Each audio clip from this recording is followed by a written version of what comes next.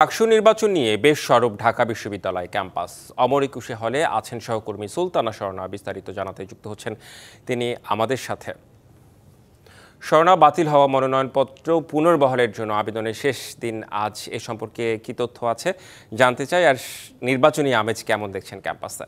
রেদওয়ান, আজ বিকেল 4টা পর্যন্ত মনোনয়নপত্র বাতিল যে 47 প্রার্থীর করা হয়েছে তাদের কিন্তু আপিল করার শেষ সময়, এবং এখন পর্যন্ত আমাদের কাছে থাকা তথ্য মতে গতকাল 28 জন আপিল করেছিলেন এবং আজ সকাল থেকে 5 জন এখন পর্যন্ত, অর্থাৎ দুপুর 1টা পর্যন্ত 5 জন চিফ রিটার্নিং কর্মকর্তার কাছে কিন্তু তারা তাদের আপিলটি দিয়েছেন। এবং তার পাশাপাশি যদি যুক্ত করি, আপিল করার পরেও কিন্তু তাদের যাচাই বাছাই চলমান থাকবে। ওয়ালটন এখন দেশের সীমানা পেরিয়ে পৌঁছে গিয়েছে 50টিরও বেশি দেশে। ওয়ালটন, ঘরে ঘরে বিশ্বজুড়ে। চূড়ান্ত যে যাচাই বাছাই, সেই প্রক্রিয়া কিন্তু এখনো চলমান।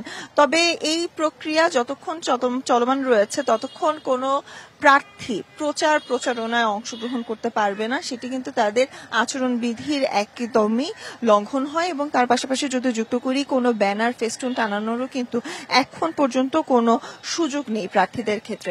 তবে আমরা বিভিন্ন জায়গায় কিন্তু দেখেছি, বিভিন্ন জায়গায় লিফলেট বিতরণ না হলেও বিভিন্ন ব্যানার ফেস্টুন কিন্তু টানিয়েছেন অনেক প্রার্থী। সেগুলো গতকাল রাতে বিশ্ববিদ্যালয় কর্তৃপক্ষ কিন্তু অপসারণের নির্দেশ দিয়েছেন।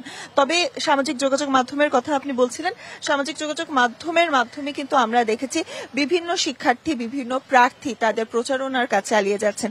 এবং এটি নিয়ে আমরা যখন আচরণবিধি লঙ্ঘন হচ্ছে কিনা এই প্রশ্ন করেছিলাম চিফ রিটার্নিং কর্মকর্তাকে, তিনি কিন্তু জানিয়েছেন যেহেতু এটি সামাজিক যোগাযোগ মাধ্যম কেন্দ্রিক, যেহেতু ক্যাম্পাসের ভেতরে কোনো গণসংযোগ হচ্ছে না, তাই কিন্তু তিনি এটিকে আচরণবিধির সরাসরি লঙ্ঘন বলে অভিহিত করেননি। তবে আমরা আছি বর্তমানে অমর একুশে হলে, এবং এখানে থেকে কিন্তু ছাত্র দলের যে প্যানেলটি রয়েছে সেই প্যানেলের কয়েকজনের প্রার্থীর বের হওয়ার কথা রয়েছে এবং কুশল বিনিময় করার কথা রয়েছে।